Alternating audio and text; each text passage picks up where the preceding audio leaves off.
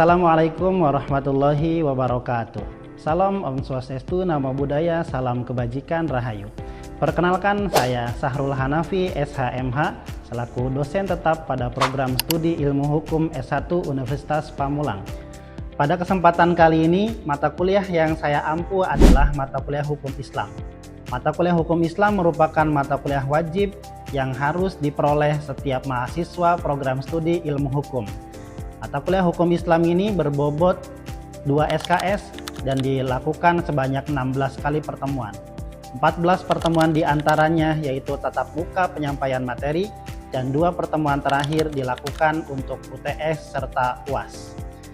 Mata kuliah ini membahas yang pertama adalah konsep dasar hukum Islam, kemudian sumber hukum Islam, kemudian yang ketiga adalah berkaitan dengan tujuan hukum Islam atau disebut sebagai maqasid syariah, dan yang tidak kalah penting dari mata kuliah ini akan membahas berkaitan dengan hukum perkawinan serta hukum kewarisan Islam.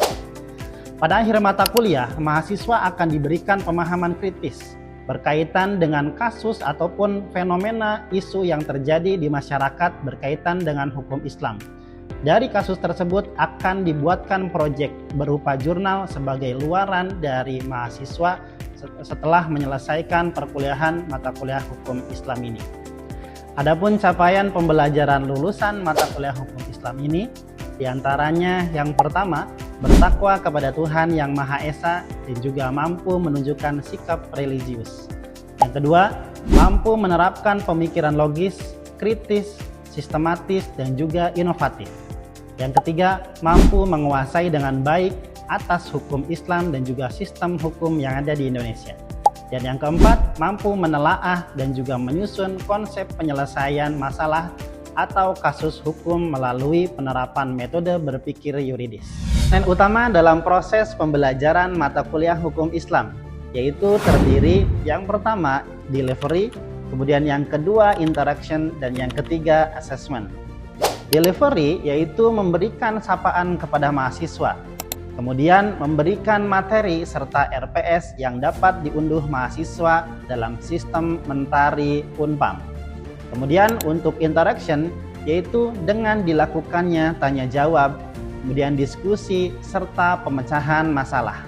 Serta assessment yang terdiri dari asesmen formatif, yaitu nilai presentasi selama di kelas, kemudian keaktifan, sikap, serta UTS dan juga UAS.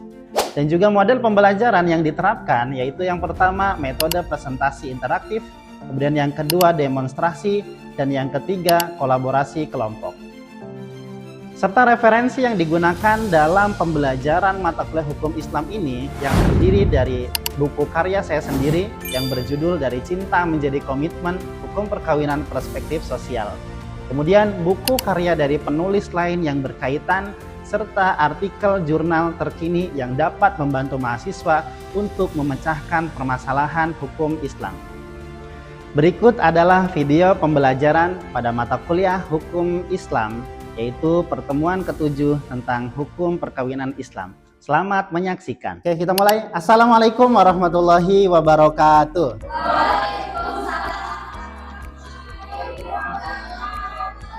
Oke, selamat pagi teman-teman.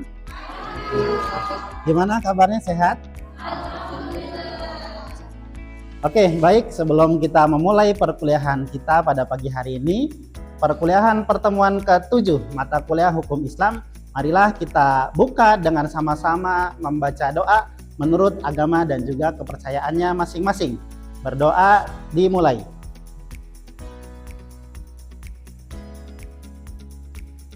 Berdoa selesai.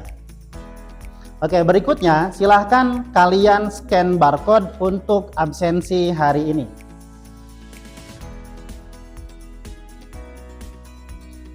Silahkan.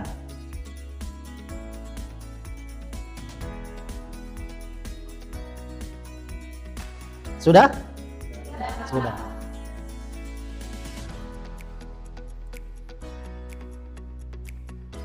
Oke, baik teman-teman semuanya. Untuk mengawali perkuliahan kita pada pagi hari ini, mata kuliah hukum Islam pertemuan ke-7, kita akan membahas terkait dengan hukum perkawinan Islam.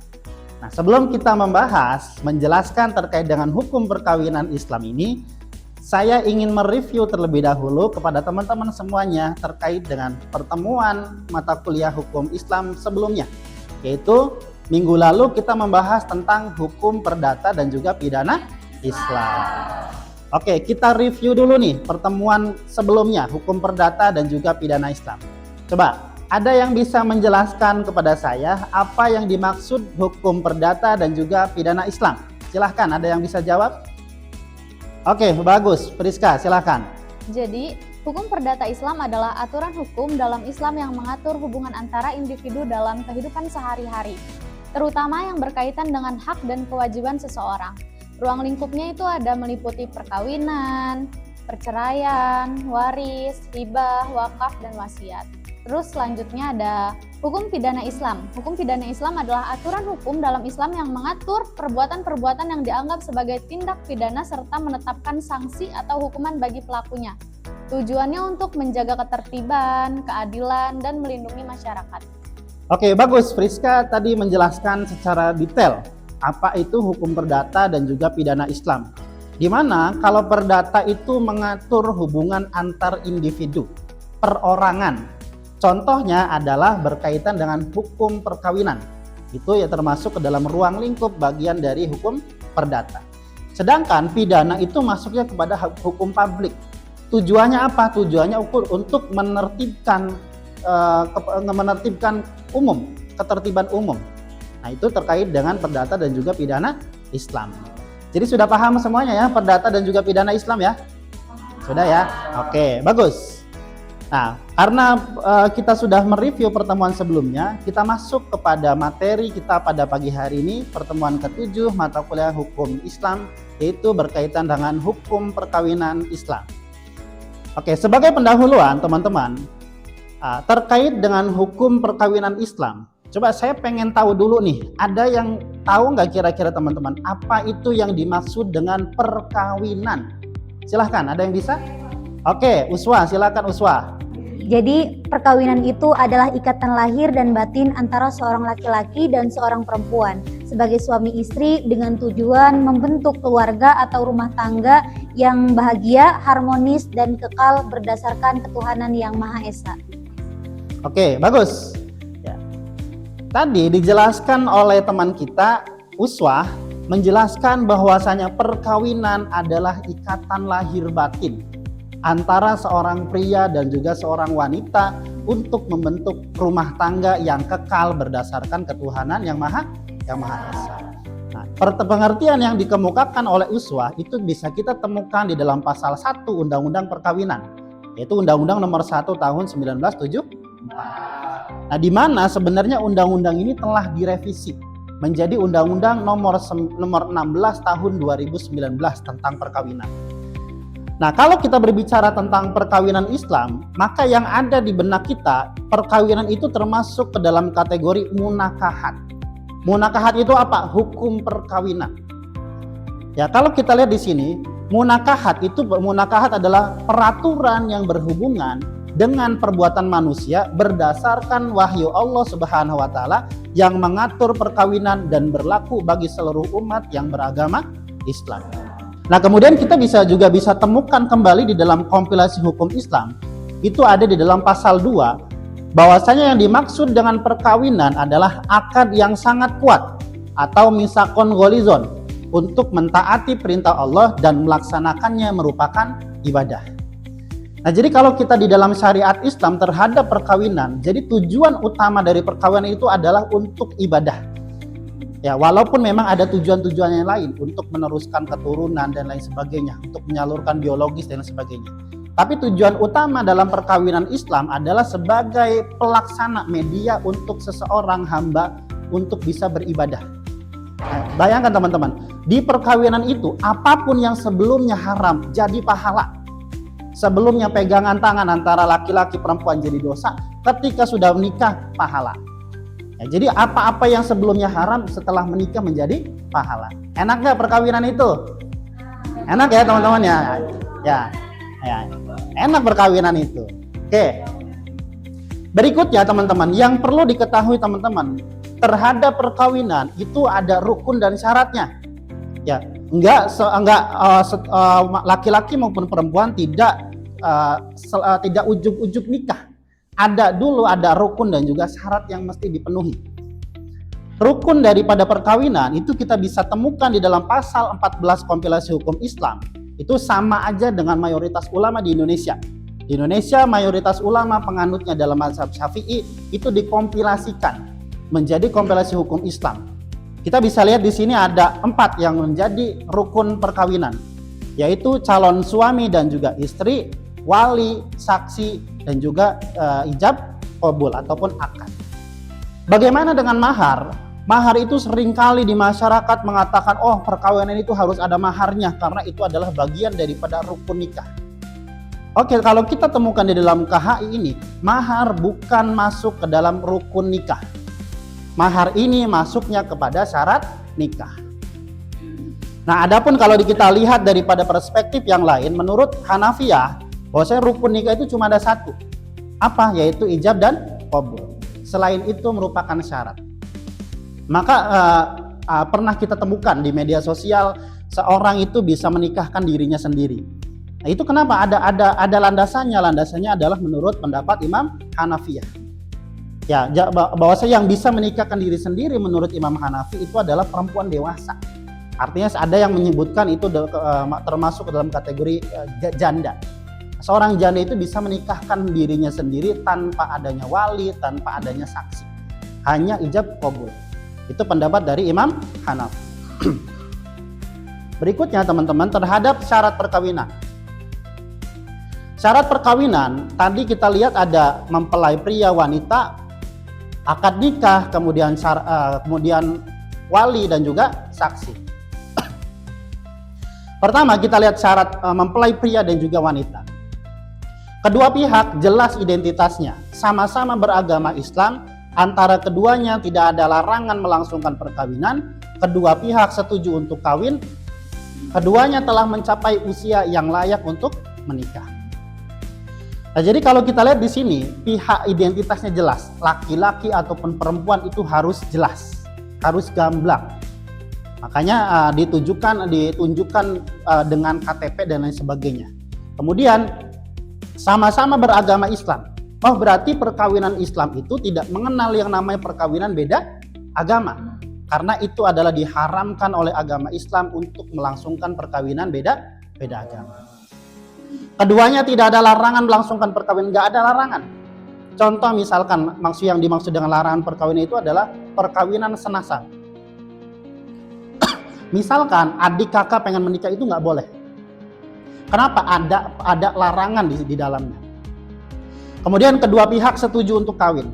Nah, jadi di dalam perkawinan Islam yang ada diadopsi oleh kompilasi hukum Islam, itu tidak ada perkawinan yang dilangsungkan oleh paksaan. Nah, jadi orang tua tidak bisa memaksakan anaknya untuk menikah jika anak itu tidak mau.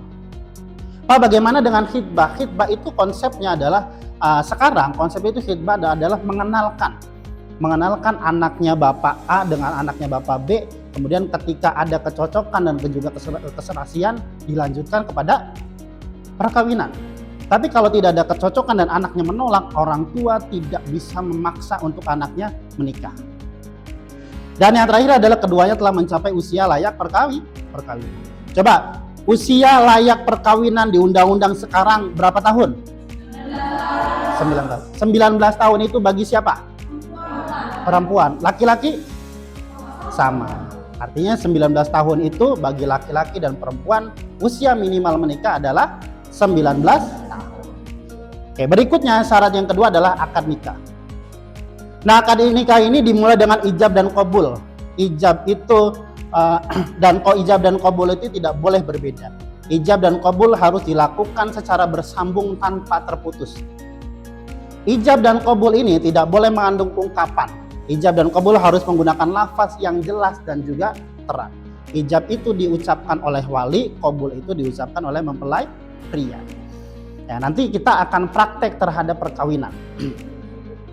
Ya, berikutnya adalah syarat wali. Dewasa, berakal sehat, laki-laki, muslim, merdeka. Tidak dalam pengampuan, berpikiran baik, adil, dan tidak sedang melakukan ikhram. Kesemuanya itu adalah benar. Tapi saya menggarisbawahi terhadap wali dan juga saksi nantinya, terutama kepada saksi, itu saya mensyaratkan terhadap saksi itu harus paham terhadap hukum perkawinan. Bukan hanya diambil karena dari latar belakang keluarga pria ataupun latar belakang keluarga perempuan. Tapi saksi itu diambil dari orang yang paham terhadap perkawinan. Paling minimalnya adalah terhadap prosesi ijab dan qabul. Maka orang yang layak menjadi saksi adalah orang yang paham terhadap perkawinan. Dan minimalnya adalah terhadap prosesi ijab qabul. Kenapa demikian? Karena ukuran sah dan tidaknya suatu akad nikah itu akan ditentukan oleh saksi. Ketika saksinya tidak mengerti, tidak paham terhadap perkawinan itu sendiri, tiba-tiba dia mengucapkan sah, padahal ada kejanggalan dalam prosesi ijab qabul, maka saksi ini akan bertanggung jawab dunia akhirat. Ternyata perkawinannya itu tidak sah, sedangkan saksi mengucapkannya sah. Maka di sini penting bagi seorang saksi dalam perkawinan itu harus paham terhadap hukum perkawinan. Paling minimalnya adalah terhadap prosesi ijab dan qabul. Maka nggak berhak seseorang asal ambil saksi aja. Maka ketika kalian nanti suatu saat menikah, saya rasa saksi itu jangan diambil dari pihak mempelai pria, mempelai wanitanya saja, tapi cari yang paham terhadap hukum perkawinan. Karena itu akan korelasinya terhadap sah dan tidak sahnya perkawinan kalian. Ya, ini adalah syarat perkawinan. Berikutnya syarat perkawinan di dalam Undang-Undang Nomor 1 Tahun 74. Nanti di sini ada persetujuan kedua calon mempelai. Harus usia sekarang 19 tahun. Tidak terikat tali perkawinan dengan orang lain kecuali dalam hal yang diizinkan. Hanya laki-laki nggak boleh tuh poligami tanpa ada persetujuan. Bagi yang belum usia 21 tahun harus mendapat izin dari orang tuanya. Jadi 19 tahun misalkan pengen nikah, tapi orang tuanya nggak ngizinin, ya itu nggak bisa. Harus dapat izin dari orang tua dulu. Tapi kalau udah 21 tahun ke atas, itu tidak diwajibkan untuk mendapatkan izin dari orang tua. Dan yang terakhir, tidak merupakan pihak-pihak yang dilarang untuk menikah seperti tercantum dalam pasal 8, 9, 10. Contoh misalkan ada hubungan semenda, hubungan darah, misalkan hubungan nasab antara kakak dan adik, kemudian antara ibu dan anak, itu juga dilarang. Ataupun hubungan sepersusuan, karena laki-laki dan perempuan ini pernah menyusu bersama di satu orang, itu juga dilarang, menjadi pelarangan untuk dia menikah. Oke, berikutnya terhadap poligami. Coba ada yang bisa tahu terhadap poligami? Apa yang dimaksud dengan poligami? Oke, silahkan, Sulaiman. Jadi poligami itu sebuah perkawinan di mana seorang laki-laki bisa memiliki lebih dari satu istri dalam satu kejadian. Terus dalam Islam poligami juga diperbolehkan. Jadi seorang laki-laki memiliki 1 sampai 4 istri asalkan dia adil kepada istri-istri tersebut. Oke, bagus. Jawaban yang bagus dari Sulaiman. Bahwasanya yang dimaksud dengan poligami itu adalah apa sih? Poligami itu adalah menikah lebih dari 1 kali dalam ikatan perkawinan yang sah. Artinya semuanya sah. Di Indonesia sekarang dibatasi sampai dengan 4 kali menikah. Lebih dari itu tidak diperbolehkan. Ya, tapi teman-teman ingat bahwasanya poligami itu memang dibolehkan di dalam Islam dan juga hukum negara kita. Tapi tidak serta-merta seseorang itu bisa melangsungkan poligami. Ada syaratnya. Kita bisa temukan di dalam undang-undang perkawinan. 1, ada persetujuan dari istri-istri. Dengan catatan persetujuan ini tidak diperlukan jika istri-istrinya tidak mungkin dimintai persetujuan dan tidak dapat menjadi pihak dalam perjanjian. Contoh, istrinya hilang. Istrinya hilang dan kita nggak tahu istrinya ada di mana, maka kita tidak diwajibkan untuk mendapatkan perizinan dari istri sebelumnya. Tidak ada kabar selama minimal 2 tahun. Atau sebab-sebab lainnya yang perlu mendapat penilaian dari hakim pengadilan. Dan yang kedua, adanya kepastian suami mampu menjamin keperluan hidup istri dan juga anak-anak mereka. Bukan hanya istri pertama yang dijamin, tapi istri-istri berikutnya itu harus dijamin suami itu mampu memberikan nafkahnya. Baik nafkah fisik atau maupun nafkah batin, secara ekonomi dan juga sebagainya. Adanya jaminan suami akan berlaku adil terhadap istri-istri dan juga anak-anak. Ya, maka dalam poligami ini tidak serta-merta si laki-laki bisa menikah lebih dari satu kali. Kemudian berikutnya, dalam perkawinan juga dikenal sebagai ada istilahnya nikah siri. Coba saya pengen tahu, ada yang bisa menjelaskan kepada saya dan juga kepada teman-teman yang lain, apa yang dimaksud dengan nikah siri? Oke, silahkan Bintang. Jadi nikah siri itu perkawinan yang dilaksanakan menurut ketentuan agama Islam yang memenuhi rukun dan syarat tetapi tidak dicatat di instansi yang berwenang. Siap, cukup Pak. Oke, bagus. Tadi Bintang menjelaskan bahwa nikah siri itu sama aja dengan nikah agama.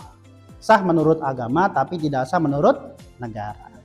Nah, kita bisa lihat nikah siri itu adalah pernikahan tanpa kehadiran wali dari perempuan. Nikah siri adalah pernikahan yang dicatatkan di KUA tapi tidak disebarluaskan. Nikah siri adalah pernikahan yang sah menurut agama namun tidak dicatatkan di KUA. Jadi kalau kita lihat dalam konteks Indonesia terhadap nikah siri itu sama aja dengan nikah sah secara agama tapi tidak dicatatkan di negara. Dalam hal ini adalah KUA. Maka pernikahan itu wajib dicatatkan oleh KUA sebagai legalitas terhadap perkawinan itu. Kalau tidak dicatatkan akan berdampak kepada anak, istri dan seterusnya. Maka sebagai mahasiswa hukum kita harus paham terhadap perkawinan. Oh, perkawinan itu harus dicatatkan di KUA, tidak boleh dilaksanakan secara siri. Maka tidak cukup pernikahan itu dilangsungkan secara agama, harus dihadiri oleh pihak KUA untuk mencatatkan pernikahan itu sebagai dasar hukum sahnya terhadap perkawinan. Dipahami teman-teman? Paham ya? Oke. Karena semuanya sudah paham, sekarang kita buka sesi diskusi. Saya buka 3 orang penanya untuk kalian yang ingin bertanya. Silakan, siapa dulu? Oke, Naila dulu. Silakan Naila. Dalam hukum Islam terkait dengan perkawinan itu kan ada yang namanya ijab qabul ya Pak. Bagaimana dengan kondisi sekarang di mana perkawinan dilakukan secara ruang virtual? Oke, bagus pertanyaannya dari Naila. Sekarang zamannya itu Pak udah teknologi Pak, semuanya online. Ditambah lagi pada masa COVID-19 kita nggak boleh kemana-mana. Sampai nikah pun kita nggak boleh datang ke KUA dan lain sebagainya. Sehingga ada fenomena terhadap nikah yang dilakukan secara online. Nah, bagaimana hukumnya? Nah, ini sebenarnya hukumnya itu sudah banyak yang dipraktekkan, tapi kita belum menemukan kepastian hukum yang diatur oleh undang-undang. Tapi saya bisa menjelaskan terhadap beberapa jurisprudensi ataupun ketetapan dari pengadilan, itu sudah banyak yang menyatakan terhadap perkawinan online ataupun perkawinan virtual itu hukumnya boleh. Syaratnya apa? Syaratnya adalah harus dilakukan menggunakan media visual. Tidak cukup hanya berdasarkan suara. Contoh kalau di sekarang bisa melalui video call, kemudian bisa melalui Zoom meeting dan lain sebagainya. Itu harus seperti itu, harus nampak orangnya. Kalau tidak nampak, itu masih diragukan keabsahannya. Kemudian syarat berikutnya adalah harus dihadiri oleh pihak KUA. Pihak KUA ini harus hadir dalam perkawinan online. Sebagai apa? Sebagai dasar untuk mencatat sebuah perkawinan, maka harus ada pihak KUA. Dan yang ketiga adalah harus bersambung ijab dan qabulnya. Gak boleh misalkan dilangsungkan perkawinan ternyata ada terputus sinyalnya, maka harus diulang ijab qabulnya. Maka harus dipastikan sebuah perkawinan online itu harus dipastikan bahwasanya sinyalnya harus bagus, orangnya benar dan dihadiri oleh 2 orang saksi, dan yang tidak kalah penting adalah pihak KUA. Begitu ya Naila ya. Oke, pertanyaan berikutnya silakan. Resti silakan. Saya mau nanya terkait perkawinan siri. Nah, perkawinan siri itu kan perkawinan tidak tercatat, artinya tidak diakui oleh negara. Nah, bagaimana perlindungan hukum dari perkawinan siri itu sendiri, terutama terhadap anak-anaknya, Pak? Oke, terhadap perkawinan siri, teman-teman, ya memang tadi saya menyampaikan bahwasanya dampak dari perkawinan siri itu sangat luar biasa. Hubungan perdata antara seorang ayah dan juga seorang anak akan terputus. Maka anak ini tidak bisa mendapatkan hak waris, tidak bisa mendapatkan hak nafkah. Maka terhadap perkawinan siri ini, hukum Indonesia menjawab melalui putusan Mahkamah Konstitusi 46 PUU 8 2010. Bahwasanya anak yang lahir dari perkawinan siri itu tetap bisa mendapatkan perlindungan hukum bagi orang tuanya, khususnya ayah, asalkan bisa dibuktikan melalui tes DNA ataupun alat bukti lain yang menunjukkan bahwasanya itu adalah anak dari laki-laki ini. Maka ketika anak itu bisa dibuktikan melalui tes DNA ataupun alat bukti yang lain, maka anak ini akan berhak memperoleh hubungan perdata dengan orang tuanya. Maka tetap akan mendapatkan perlindungan hukum. Ya, perlindungan udah bagi warisan, kemudian bagi nafkah itu akan tetap mendapatkan haknya. Oke, begitu ya Resti ya. Oke, berikutnya pertanyaan terakhir, silahkan. Oke, Pak Izar. Saya bertanya terhadap poligami. Sebenarnya hukum Islam tuh dalam memaknai poligami itu seperti apa sih Pak? Gitu aja. Oke. Poligami teman-teman. Poligami ini banyak yang mengatakan itu adalah bentuk diskriminasi Islam terhadap perempuan. Tapi kalau kita tarik berdasarkan sejarah teman-teman, bahwasanya pada masa jahiliyah umat manusia itu bisa menikahi berpuluh-puluh wanita ataupun bahkan ratusan wanita bisa dia nikahi. Tapi semenjak datangnya Islam, Islam membatasi terhadap perkawinan bebas, tidak ada batasnya. Dibatasi hanya 4 orang yang bisa dinikahi oleh laki-laki dalam perkawinan yang satu waktu. Ya, maka Islam ini bukan menjadi bentuk diskriminasi terhadap perempuan, tapi itu adalah mengangkat derajat dan juga membantu kepada perempuan. Dan juga ingat, makna dari perkawinan poligami ini di dalam Islam adalah sifatnya membantu, bukan karena nafsu seksual. Ya, maka kalau pengen mengikuti poligami sesuai dengan syariat Islam, satu, niatnya diluruskan. Oh, niat saya pengen menikah, pengen poligami adalah untuk membantu perempuan, untuk membantu orang-orang yang tidak mampu dalam ekonomi agar dia mampu melalui perkawinan. Kemudian harus berlaku adil. Nah, maka kalau tidak mampu berlaku adil, Islam menganjurkan jangan poligami. Daripada nanti akan menjerumus kepada kemudorotan, maka dilarang melakukan poligami. Udah jangan, satu aja untuk perkawinannya. Maka poligami ini sesuai dengan syariat Islam bukan merupakan diskriminasi terhadap perempuan, melainkan Islam berupaya mengangkat perempuan terhadap praktik-praktik perkawinan liar yang tidak ada batasnya pada masa jahiliyah. Jadi untuk menjunjung kemuliaan perempuan, salah satunya Islam dengan berpoligami. Tapi Islam mencatatkan harus adil. Kalau takut tidak mampu berlaku adil, jangan poligami. Oke teman-teman. Karena waktu kita terbatas, pada pertemuan ke-7 ini materi hukum perkawinan Islam, makanya saya sedikit menyimpulkan terhadap pertemuan ini, bahwa yang perlu kita pahami bersama, perkawinan adalah ikatan lahir dan batin antara seorang laki-laki dan perempuan untuk membentuk keluarga yang kekal dan bahagia berdasarkan ketuhanan yang Maha Esa. Nah, berarti tujuan perkawinan adalah ketuhanan yang Maha Esa dan juga bahagia kekal dunia akhirat. Semoga kita bisa mendapatkan pasangan yang teman-teman inginkan, teman-teman ridhoi menurut Allah, dan juga akan dituntun dalam perkawinan nanti menjadi perkawinan yang sakinah mawaddah. Oke, demikian pertemuan perkuliahan kita pada pagi hari ini. Saya akhiri dan mengucapkan mohon maaf dan terima kasih, dan saya tutup. Assalamualaikum warahmatullahi wabarakatuh. Waalaikumsalam. Sekian video rekaman proses pembelajaran mata kuliah Hukum Islam pada program studi Ilmu Hukum S1 Universitas Pamulang. Video ini digunakan sebagai salah satu syarat penyusunan dokumen pernyataan diri dosen dalam unjuk kerja di Dharma Perguruan Tinggi atau yang disebut sebagai PDD UKT-PT, sertifikasi dosen tahun 2026. Demikian, saya tutup. Assalamualaikum warahmatullahi wabarakatuh.